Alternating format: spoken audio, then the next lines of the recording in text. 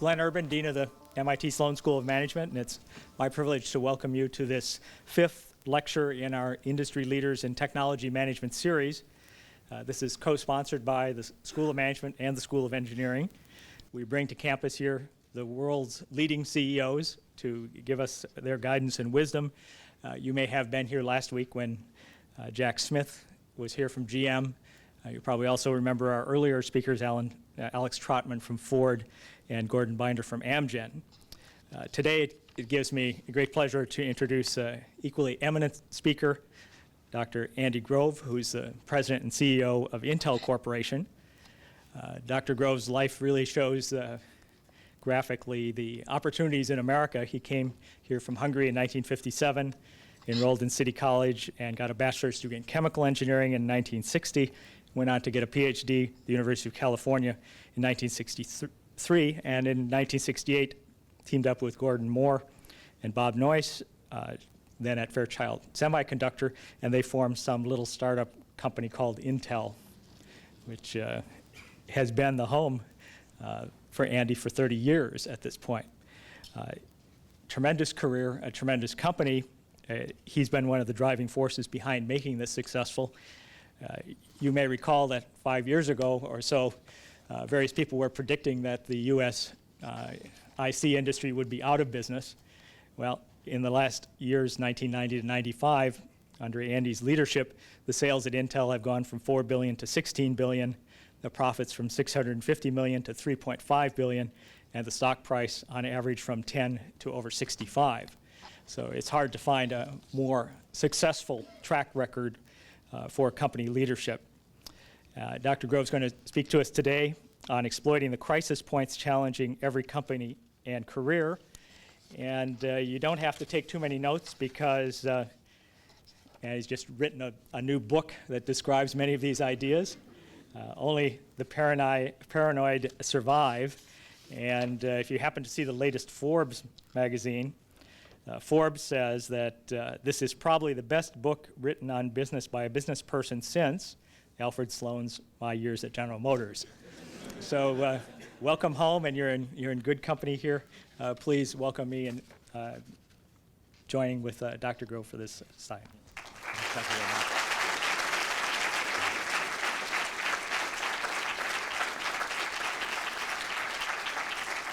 Thank you. First of all, is the mic working? Yes. Good. What I would like to do is, first of all, stay nearby here, if that's okay with your protocol, and use this overhead projector to walk you through some of the observations that are, in fact, the kernel of that book and have been based on my experience and laboratory tested, beta tested, if you wish, on the competitive business school whose name shall remain unnamed, but it's on the West Coast near where I live. So, how many of you are business students here? How many are engineering school students? Now, how many of you are business school students how many of you have an undergraduate degree in engineering? That's pretty good. Okay. The reason I'm asking this is because I want to tell you what the real title of this book was intended to be, and I didn't want to miss my mark. I wanted to call this book Strategic Inflection Points. And it's meant for general purpose audiences, and my publisher wouldn't hear of it. And we'll make a long and short of it, it got a catchier title, but that is what the book is about. Strategic inflection point is my way of visualizing and describing a fundamental change in the well-being of a business, fundamental change in the well-being of an industry. It's a curve more or less going like this, which I don't know, can the overflow people see this? There is a video set up for it? Okay. The hardest time we all have at business is not a break point in a curve, if the curve represents the well-being or the flow of a business. It is exactly at that subtle point where the curvature changes. We're going from convex to concave or the other way around. I never could figure that out. And it's exactly at that point that the nature of the business around us is changing. And it's changing in a subtle way, but changing in a profound and lasting fashion. And those people in a business who do not make the adjustment to the new curvature go into decline. That's kind of the graphical representation of what I'm talking about. And another way to look at this is to look at the conditions under which the businesses undergo, or businesses in general undergo strategic inflection points. And I trust the business school students among you have studied in one form or another, camouflage as it might have been, Porter's competitive strategy concept, probably called 5 forces diagram or something to take the brand name of it. Or, is that right?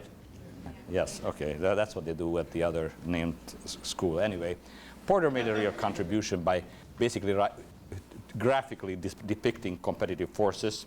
And I redrew it a little bit because I amended it with another contribution that actually came from a couple of professors, one at Harvard, one at Yale. There are 6 forces, to broaden it, that affect a business: customers' power, competitive forces, intra-industry competitive forces, supplier power, forces of substitution, and adding to that complementers, people who are crucial in adding additional value to the value of the product in question. Easiest way to look at it, Microsoft is our complementer. Microsoft software makes Intel microprocessors more valuable. Intel is Microsoft's complementer. Microsoft software without Intel microprocessors would clearly not be as valuable as it is with. This is sort of the general analysis of describing how a business operates. And this is not what we're going to talk about. What we're going to look at and what we're going to examine here is what happens when one of those forces becomes very, very much larger than the others. And I want to call it an order of magnitude.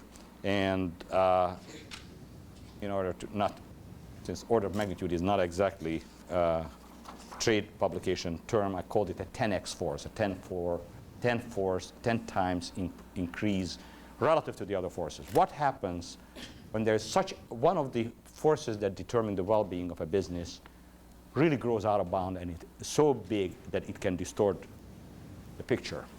And what tends to happen at times like that is that the very nature of the industry changes. Not the business, not the competitive well-being of the business alone, but the whole business model changes. And I'll give you an example that comes right from our own industry on this one.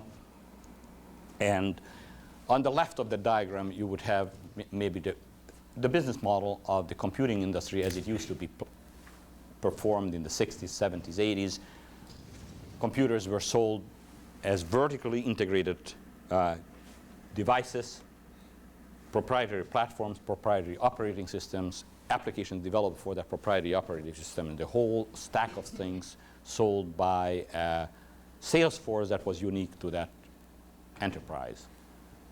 Then came the personal computer, which was in fact a genuine, almost quantitatively correctly describable 10x force, in that its cost effectiveness relative to mainframes or mini computers was about tenfold right from the inception on. And it was clearly a toy, and it was clearly unreliable, and it couldn't do the software that was pertinent to business processes, but it was so cost effective that it represented a 10x force.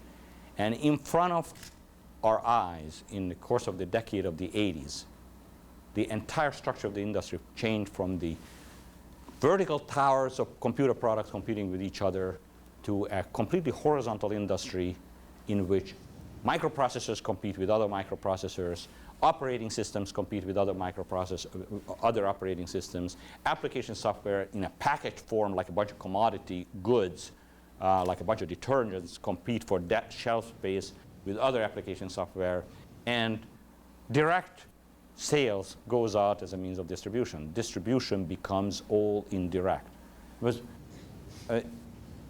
in terms of your experience, it's very difficult to imagine how ridiculous the whole concept of selling computers through the telephone and through mail would have sounded to somebody who was steeped in the computer industry of the left side of the diagram. I mean, it wasn't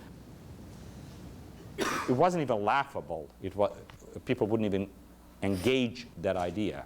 So that's how much it changed. So the business model changed under this power of this 10x force from a particular way of doing computing to a completely different view in computing. And the time period that I'm interested in talking about and I'm interested in considering is what happens in between those two diagrams. I call it the valley of death. That's one way to describe it. Another way to describe it is picture some kind of a graphical figure being morphed into another graphical figure, a face being morphed into another face. And it's in between when the bits are all distorted and all jumbled up, when you can't make heads and tails out of the diagram. There's no shape to things. That is when managing an enterprise, and for that matter, managing a career, are the trickiest tasks. And that's what we are talking about. Let me give you a couple more examples to bring some reality to this. And the 10x force can come in a variety of ways. I described, in the case of the computer industry, it came through technology. Higher power technology brought a great deal of cost effectiveness. In the case of the Porter diagram, it caused substitution in a very large scale. It can come in various other ways. If you are a retailer in a small or medium town someplace in America, the strategic inflection point arrives in the form of a bunch of surveyors who come and start surveying the property at one of the most highly traveled intersections in town, and then a sign goes up, future home of Walmart. Now, you say, what's the difference? There never was just one retail store in this town. There were always a bunch of them. Any owner of that retail store would say, I've always had competition. I have competition now, so one more, what the hell is the difference? And it misses the 10x force. Walmart is not just one more competitor. It is the largest retailer in the world, genetically tuned to operate at thin margins at very high volumes, using information technologies, satellite technologies, transportation technologies, all fine-tuned to do that to a precision.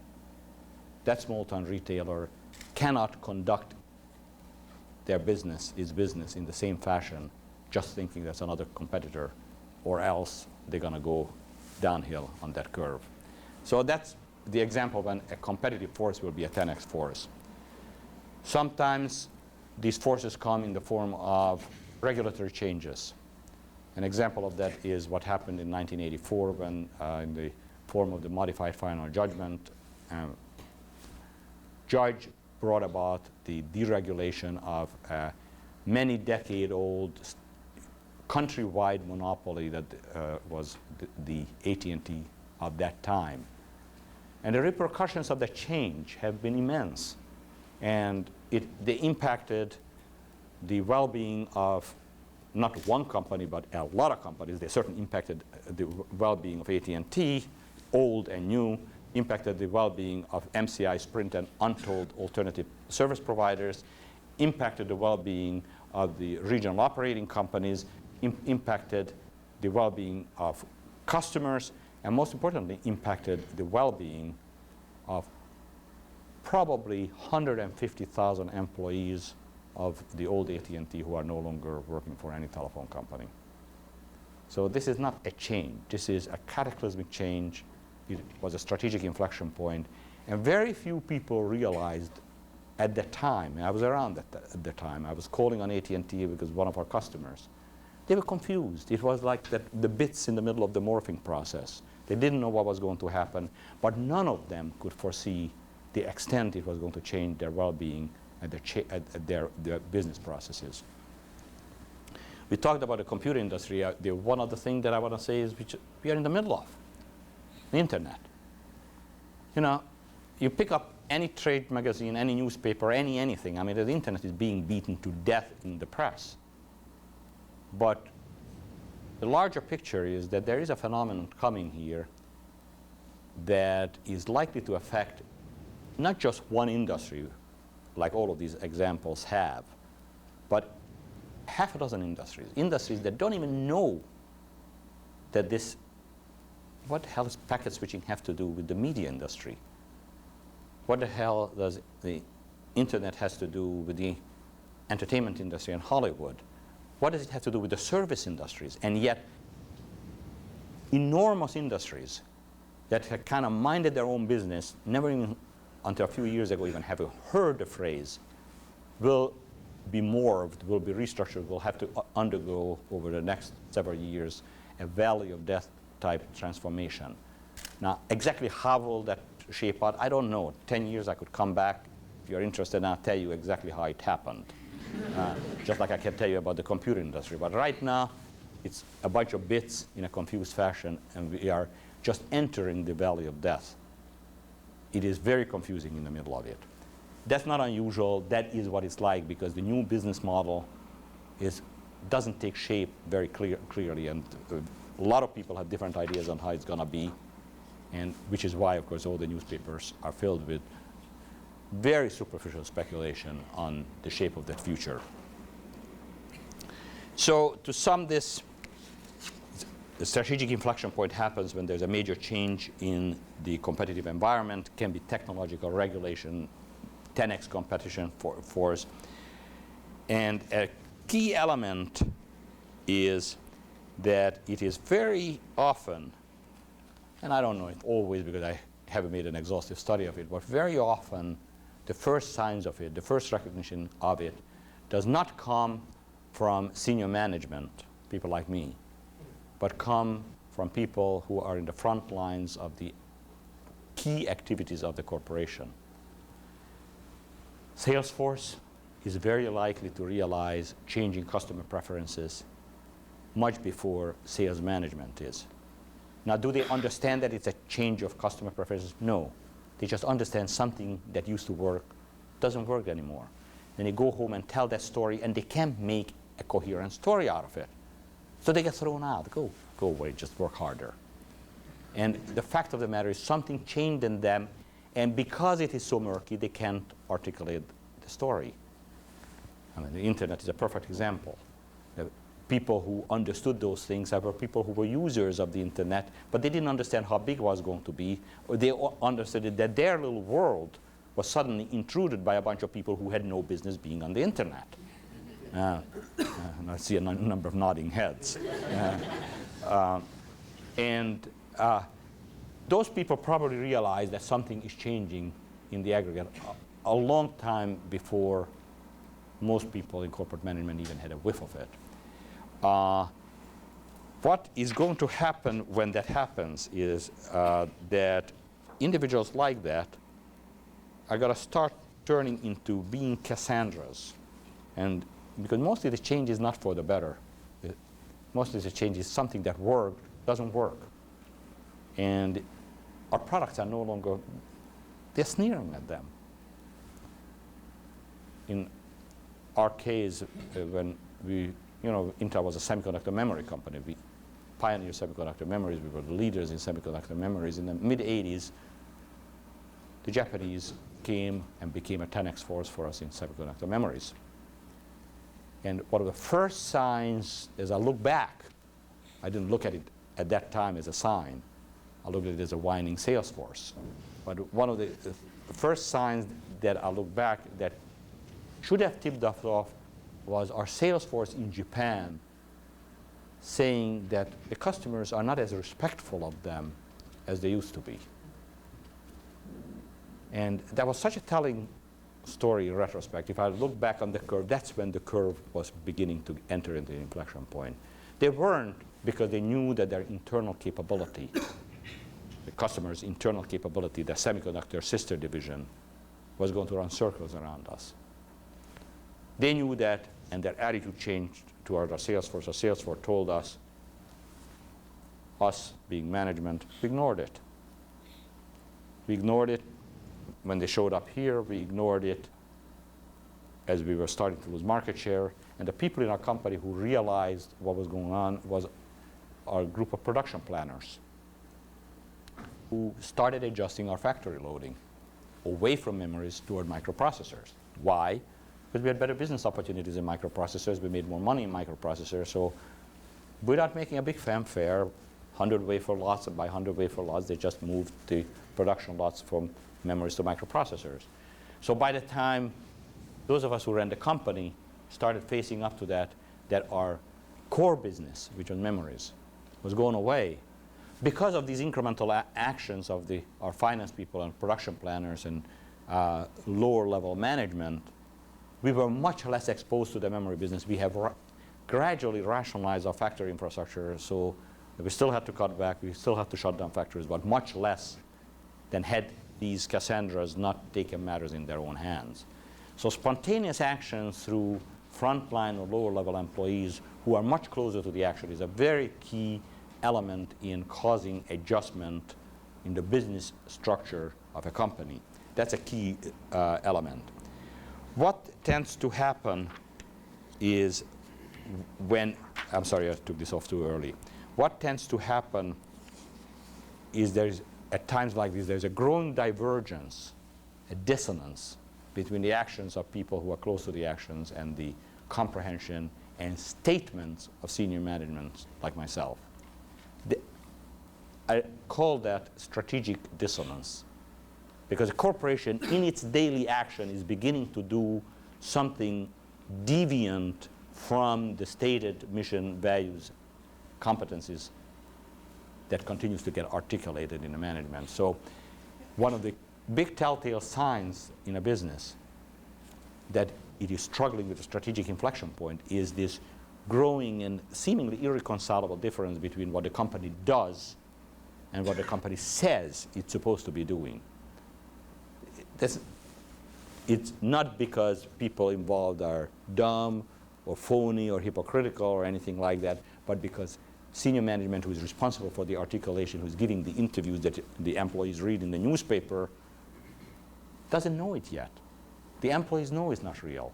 The senior management doesn't know it yet, it's real. That's a terribly strong sign. And I'm not going to name names because it gets a little closer to present time, but there's very relevant examples of that taking place in the recent past in the information technology industries.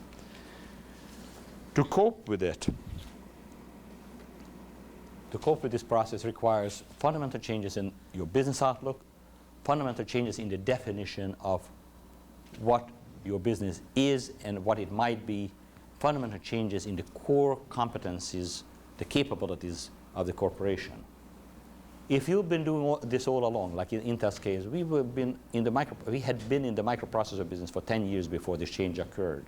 We had a lot of capabilities. We had the option of abandoning our traditional business and emphasizing an emerging business. If we didn't, we would have been up the creek without a paddle. It is very important for that reason alone to cultivate additional and corollary supporting competencies so that when shifts take place, you got places to shift to. More about that in a few minutes. A key issue that we need to deal with is organizations, corporations, individuals dealing with the carriers, governments are constantly surrounded by indications of monumental changes. And they are not all real things. For every real inflection point causing change that you have to deal with, there are 10 items that are really not much more than noise when you look back retrospectively. So how do you tell one from the other? And I wish I was able to give you a little diskette that you run this program and fill in the blanks and it will tell you. I can't. I have looked at and thought through a variety of examples of this, and some examples that may mean something to some of you. 10, 12 years ago, there was a big raging trend toward Xray lithography in our industry. And particularly our Japanese competitors were investing very heavily into it, and some Americans felt that unless we make that change in the language that I'm using today, we're going to go down the hill and decline in a strategic inflection point. We analyzed the 7 ways through Sunday and decided it was really a spurious noise, again, using today's language. And we turned out to be right. X-ray lithography in the last 10 years hasn't gone anywhere. Visible light and ultraviolet light lithography, doesn't matter what those things. Conventional techniques could be extended much more. And we were right. And an interesting question, does that mean that X-ray lithography will never go anywhere? It doesn't. X-ray lithography as a threat may have been a bit of noise 10, 12 years ago, and may become a strategic inflection point a year from now, or 5 years from now, 10 years from now. So there's not a general deal that a certain phenomenon is right or wrong, is or is not a strategic inflection point. It is in the context of the time, context of the state of the business, the context of the evolution of the technology. Another example that I want to touch on is RISC technology as in microprocessors. That was a late 80s phenomenon, and it was taken very seriously by a lot of players as a 10x force, a 10x better way of building microprocessors that could in fact uproot the structure of the business and create a lot of trouble for established players like Intel. And in fact, a lot of people at Intel thought that might be the case. So we had an enormous raging debate and a major development to hedge our bets of a RISC processor whose advocates and whose designers believed it was a 10x force. And we continued to pursue our regular standard architecture whose designers and developers thought it wasn't. So this debate took place very heavily internally, and it was a very expensive proposition, both in terms of double investment streams and in terms of the wear and tear on our people and our management, including myself, because I didn't understand the issues involved here at all. This was way outside of my technical competence, and I had to rely on the advice of people who all of a sudden barely said good morning to each other. They were so emotional on the subject. Now, we pursued the parallel development up to a point, and then eventually out of all this debate, and debate is in fact one of the most important ways of dealing with this thing, we came to the conclusion it was not a strategic inflection point, that almost literally it was not a 10x improvement, it was a 2 to 3x improvement, and is likely to be less and less as time goes on. Turns out, again, in that time frame we were right. But before we were right, half the people who were involved in the RISC processor left the company. The relationships that were torn up, for the largest part, never were healed. So these things are not fun and easy processes, even inside a company, even among people who know each other well. I'm going to switch to a different subject, so we'll have opportunity to questions, which is, this is what I dealt with is methods of recognition. Is a phenomenon a strategic inflection point or not? But let's suppose we are past that stage and we are entering a strategic inflection point. Dean Urban, where are you? See, is it proper to take for a lecturer to remove his jacket? Thank you. The audience being done. No, I'm not going to get that naked in a school.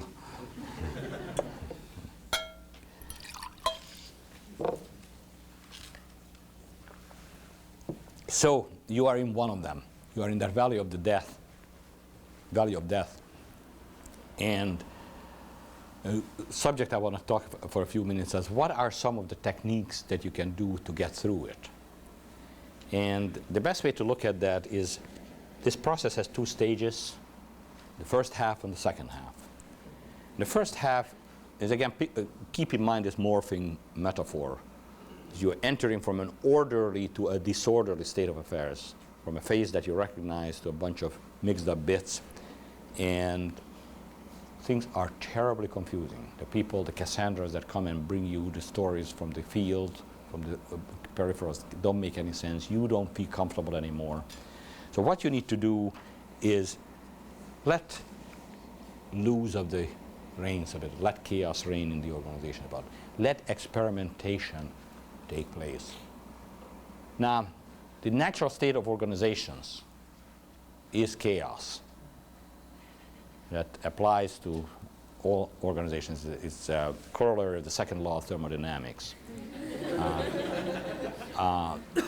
So you ordinarily, management is there to fight the dispersion of the forces in the company and bring some cohesion in there.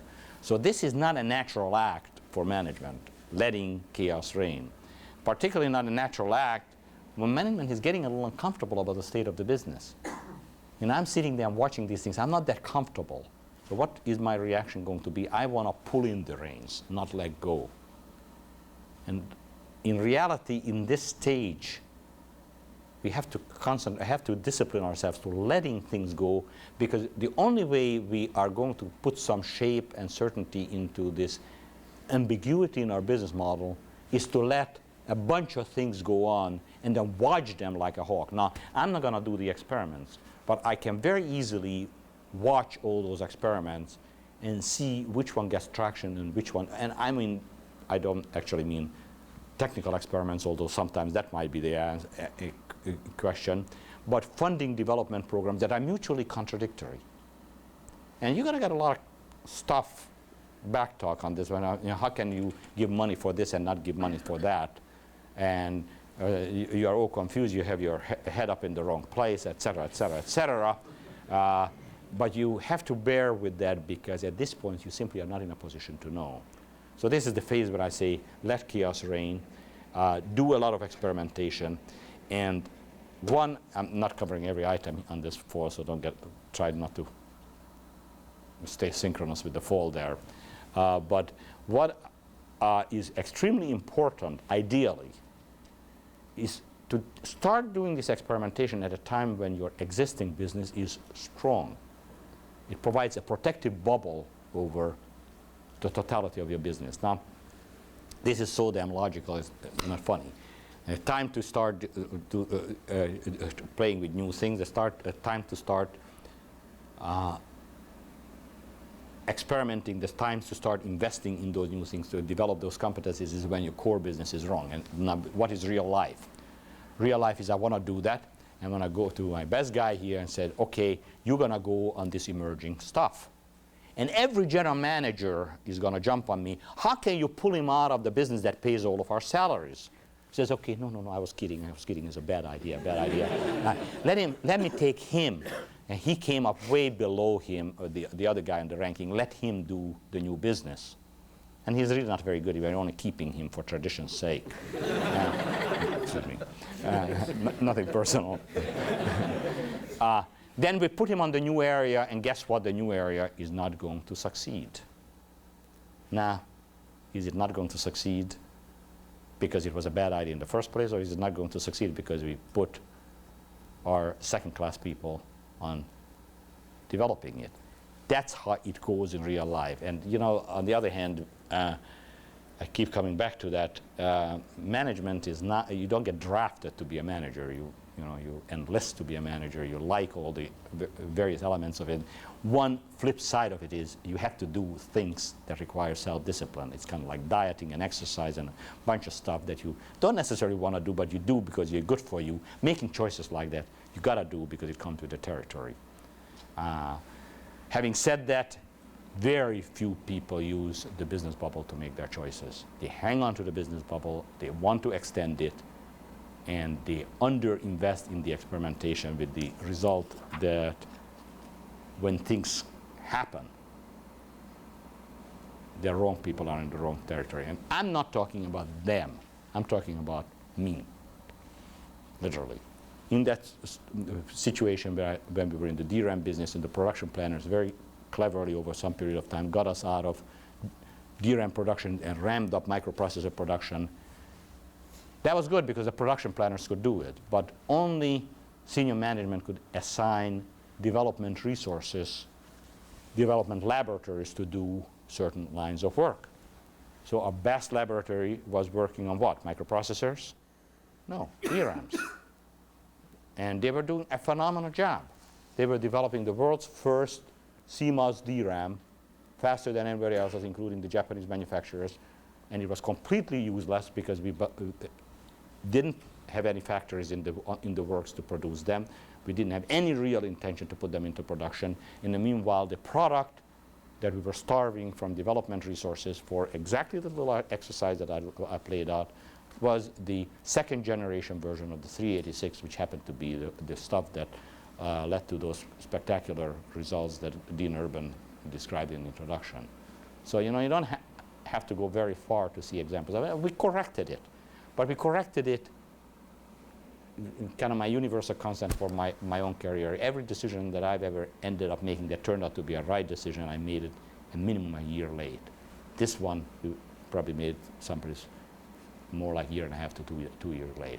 We took that team and put them on the second generation 386. And we did it, and fortunately, we were still ahead of the competition, so we did okay with it.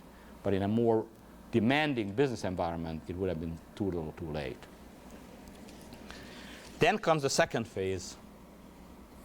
The morphing process continues. The bits are beginning to gel, and you begin to see the outlines of the new picture. And at this point, now you can do what you've been wanting to do, pull in the reins. At this point, it's time to take stock of those experimentation and make order and decide what we are going to do is this and not that.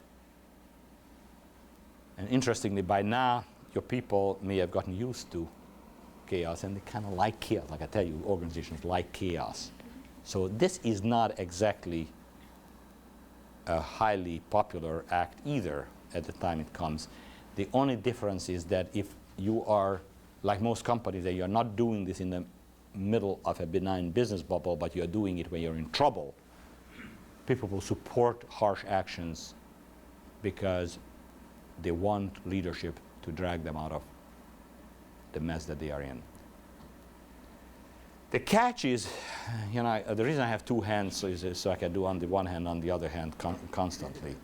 On the other hand of this one is that you, the leader of that organization, or you, the leader of your own career, are not that sure.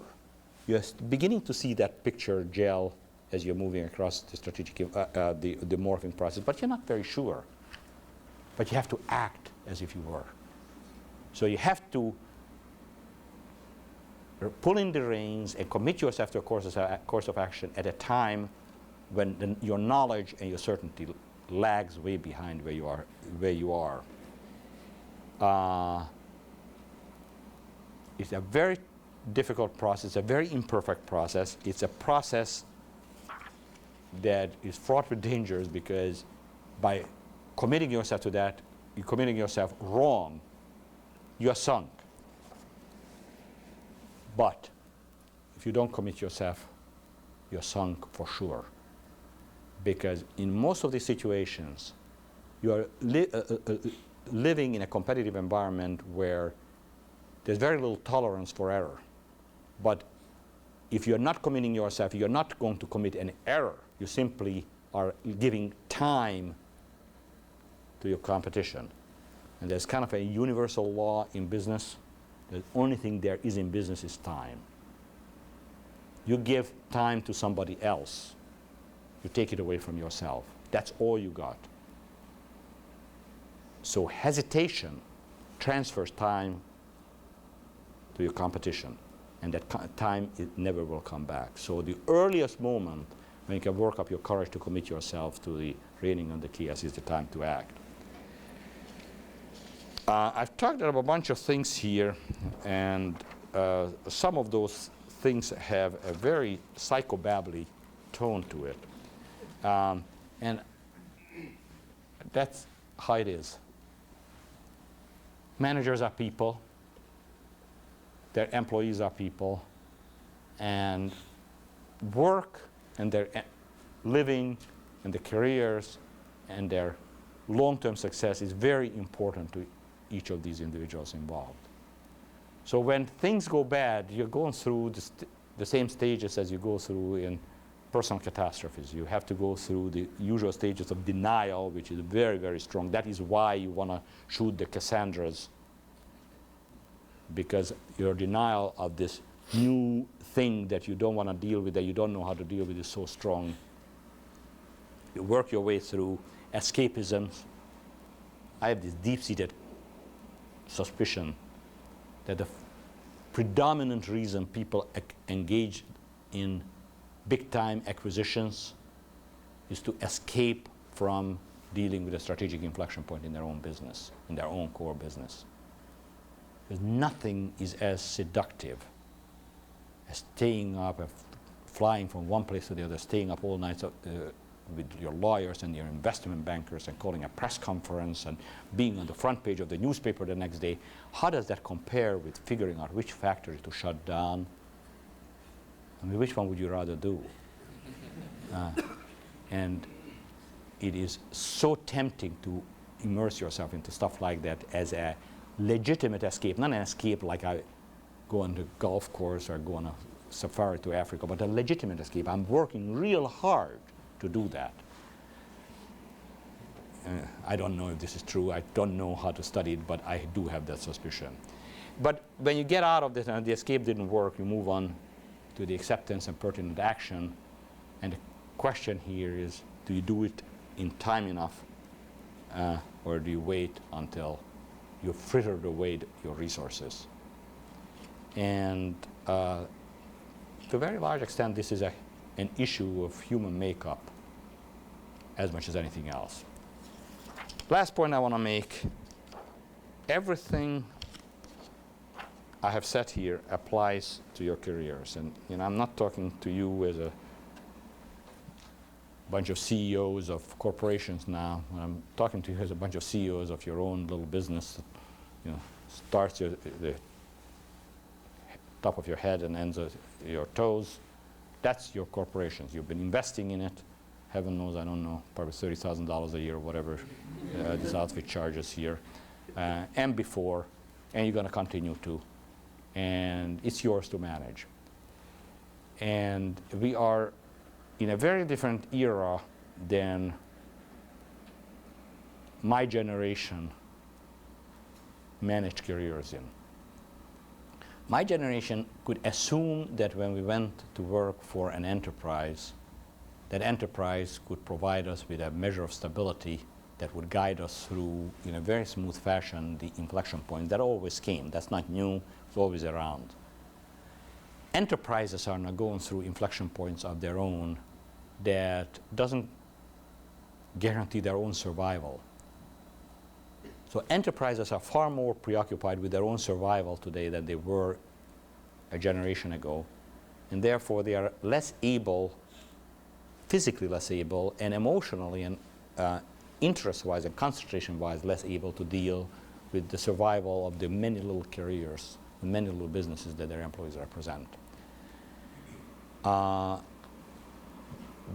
Some of the favorite cliches of business life today make this problem worse. We love globalization. Globalization means that the world is our oyster. We can sell our product everywhere from here to Shandong. Globalization also means that every person, every working person of the same general training, same general business occupation in the world competes with you. That they work for companies that compete for your company. In a brief period of 30 years, from the 60s to the 90s, the United States in the aggregate has gone from an almost dominant industrial power to one of the leading industrial powers. If you look at that as a market analysis, being a dominant industrial power, dominant power in your industry versus being one of the contenders back into the Porter model, dealing with substitution, dealing with new entrants, dealing with intense intra-industrial rivalry, life has gotten a lot tougher for the United States economy. Consequently, life has gotten a lot tougher for companies that make up the United States economy. Consequently, those companies are much less able to. It's not that they became venal, not that they became evil. They're simply less able to provide the style of career development and career maintenance that they used to do it. Now, if they don't do it, who's going to do it?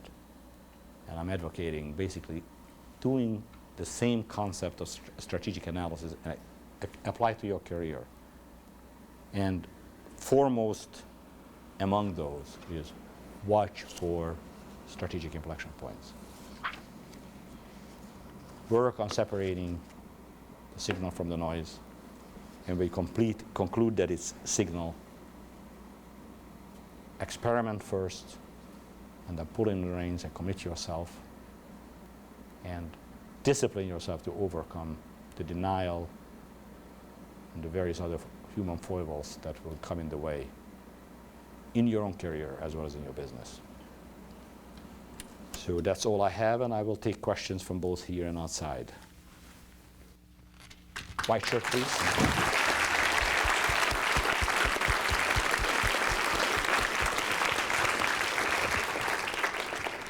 How does Intel keep equally qualified competitors such as Texas Instruments who produce results? How does Intel keep a company like Texas Instruments, who also produces a very high quality chip, from taking market share?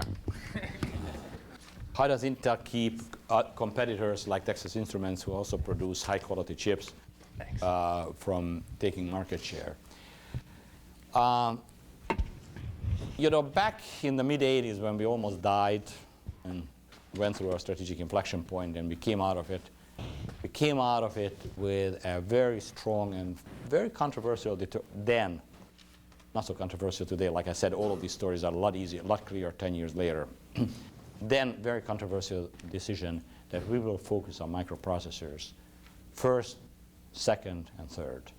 We will put him, was appointed to get you a microprocessor, and everybody else, and we got to put the best development of microprocessors, and we're going to invest in the best microprocessor factories, in the best microprocessor design tools, and this worked for us.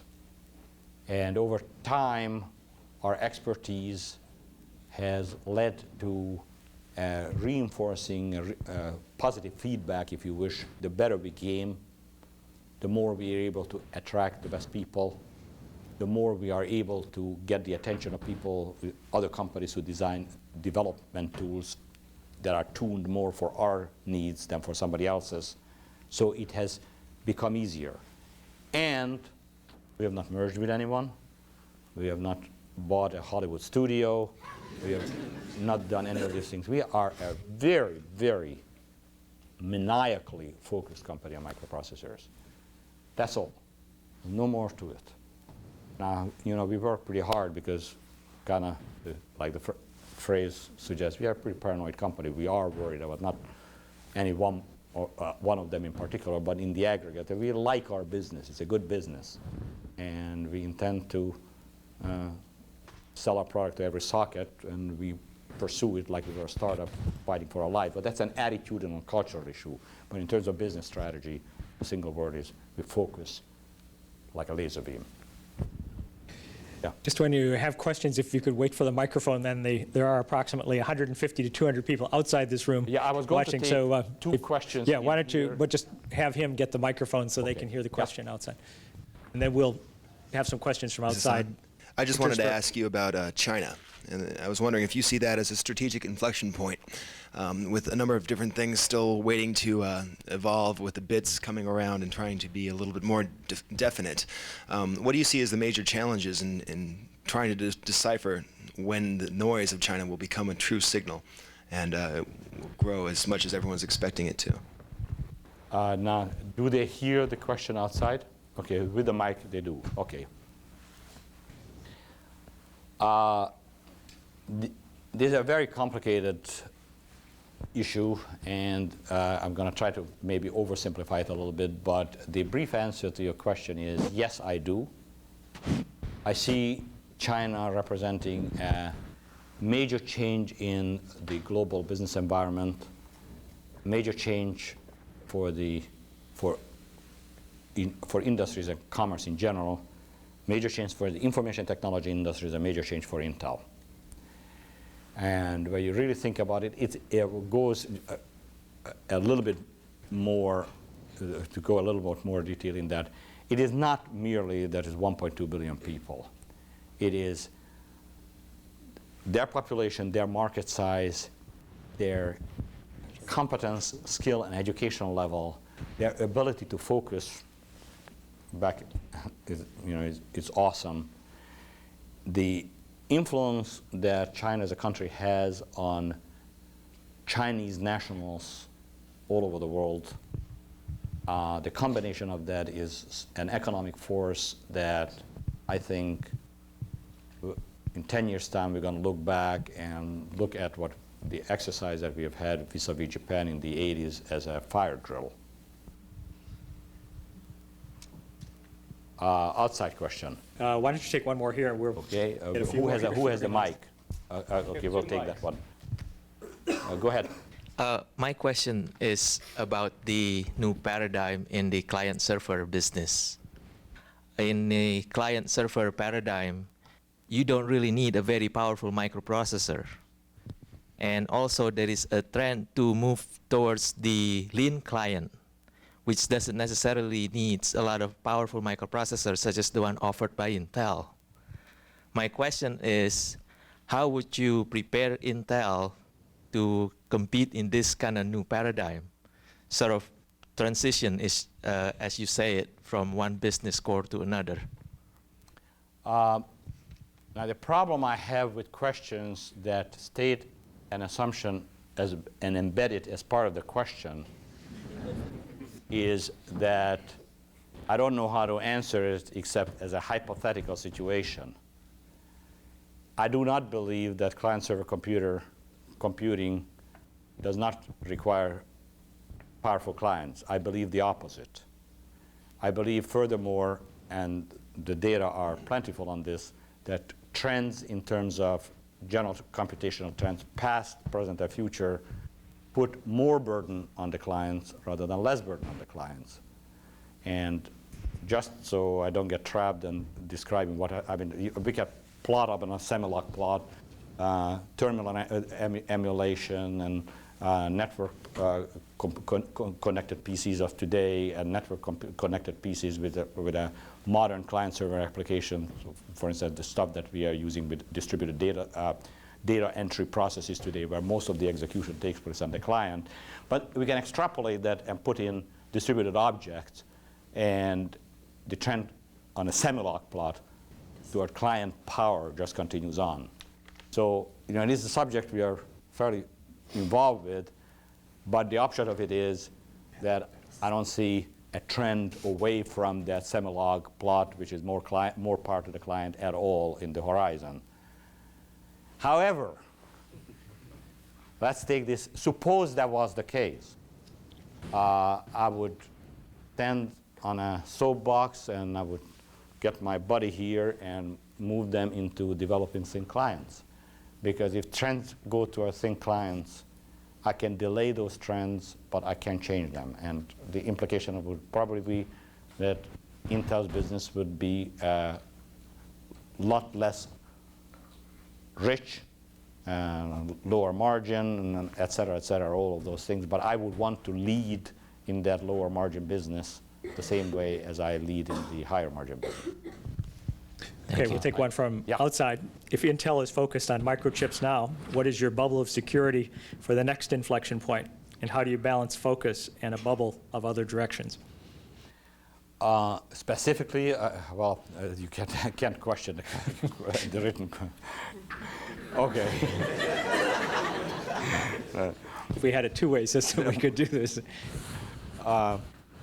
I can't argue with the written question here, or can't question the written question. But so let me tell you my interpretation. What is Intel's next strategic focus going to be? Given what's your next inflection point as you see it? We set ourselves. We kind of drove a stake in the ground in the early part of this decade that the next evolution and development in computing is going to be I'm looking at Dean Urban as if he has to ask the questions. Is going to be communication-based applications of computing. And we started doing exactly the kind of things that I'm talking about, amassing competencies in that. And it wasn't very clear what the communicating applications were going to be. The kind of the application vision migrated around. Our first ideas were email embedded with rich multimedia data types, and then we went on from that to video conferencing, and then the internet arrived. And what's common in all of these, they involve data communications, and they involve rich data types, images, sound, and video data elements. Back to your point, all of them requiring a lot of high-power microprocessors on both ends, actually, of the wire. But what we have done in this is we have plugged away for probably 5-6 years on bringing in expertise, because it's not a natural skill at a microprocessor company. We had to hire people from places like Bellcore and various other communications outfits, the data communications companies, from colleges. And we built up quite an expertise in this. And we continue to push on that, and we look for developments of businesses that fit two criteria. Use personal computing and enhance the use of personal computing in communications applications, and do so in such a way that we can make a business out of providing that kind of application. Yesterday, we had a major symposium in New York City that was called Wired for Management Initiative, or an Intel symposium. We filled the Madison Square Garden Conference Center, not the boxing arena. Over 3,000 people came for a day-long set of technical presentations and demonstrations, whose element was basically gelling all of this expertise to deliver servicing of clients, computer clients, from in a client-server, PC-based client-server environment through a remote, down-the-wire management capability. We have become, this is not a gigantic business yet, but I think it is a decent business, a growing business, and a very important business for letting the world progress to this notion of communicating applications. We are the world's leader in management software, group-level management software applications.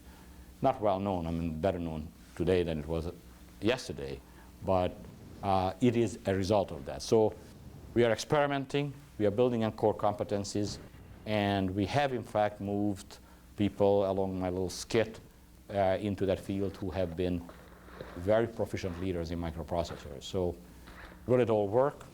Will it be significant? Was a bet right? We'll know that in 10 years' time. Yeah, please.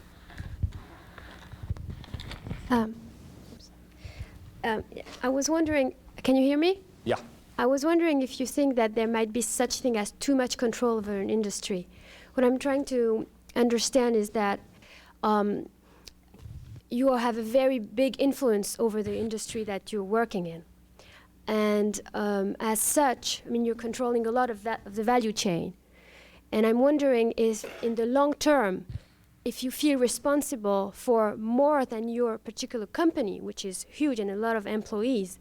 But I'm wondering how if you feel responsible for the company beyond, for the industry beyond your company, and if so, what kind of actions do you take to do that?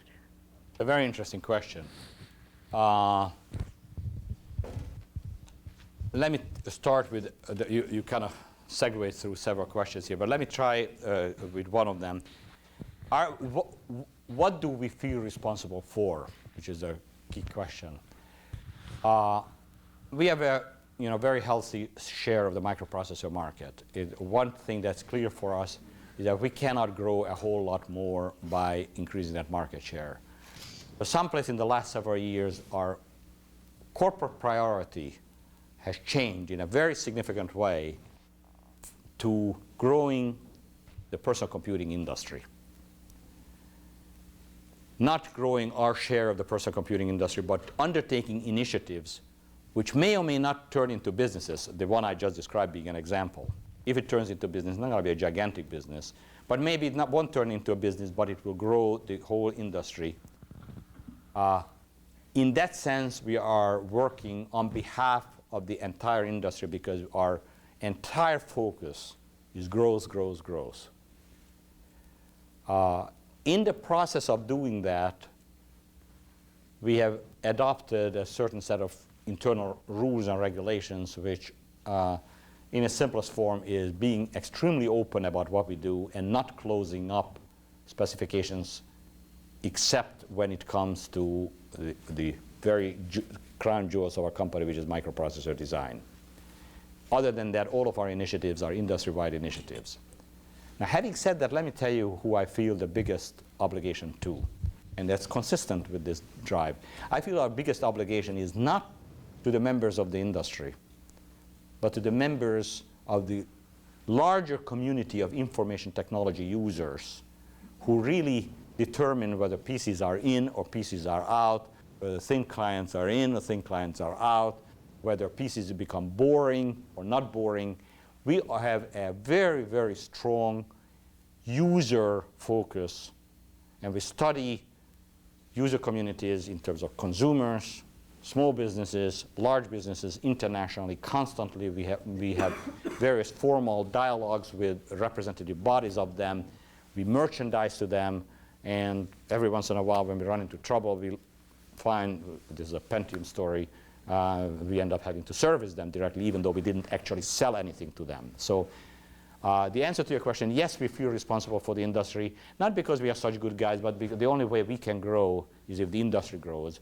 And the way we intend to discharge this responsibility is constant focus on the evolving needs or potential needs of the user community.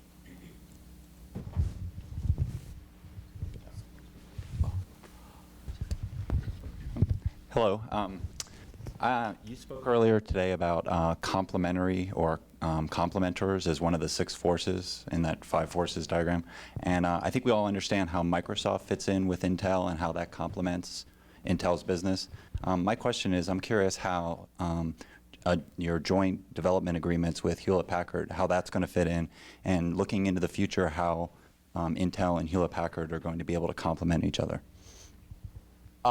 I don't think that fits the category of complementors. Not all business relationships are complementors in this sense of 2 capabilities complementing each other in the context of the industry structure. What we're doing with Hewlett-Packard is a business arrangement where we got some technology from them and they are going to receive in various forms that I'm not at liberty to discuss payback for that technology, and out of that will come another generation of microprocessors, the general extension of our microprocessor line to 64-bit width. That is going to be an industry standard product. So this is more a kind of a mixing of 2 organizations' genetic pools, technically speaking, and it's a quid pro quo and arrangement between 2 companies.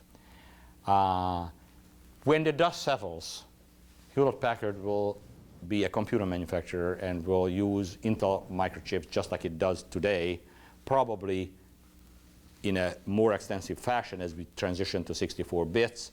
And those microprocessors will be better for them and for the rest of the industry and for the users back in the previous questions because they put that technology in there. Now, HP thought about that technology long before they put that in the, on the table. And they realized that the technology's value is only as good as the spread of that technology through the industry, that they could not really specialize and turn it into commercial value, given that in the personal computing area or in the computing area altogether, they have a relatively small share of the total market. So they made the conscious decision to adopt to this horizontal open industry model with their technology through us, and we become a distributor of the particular part of the technology that we incorporate into our products for the rest of the industry, and then they negotiated something in return for that. So I don't think it's going to change the nature of the industry. I think it is going to, however, result in a better 64-bit microprocessor generation than we ourselves, just with our own genetic pool, could have been able to generate. Okay, last question. This is from an undergraduate. Given what you know now, what advice would you give yourself in 1968 about running and building Intel?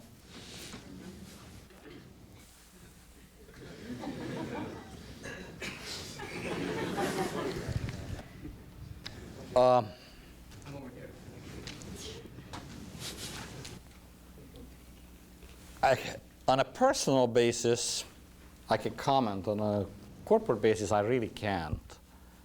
Because I don't, you know, you got to put this into perspective. I was 32 years old when I went to Intel.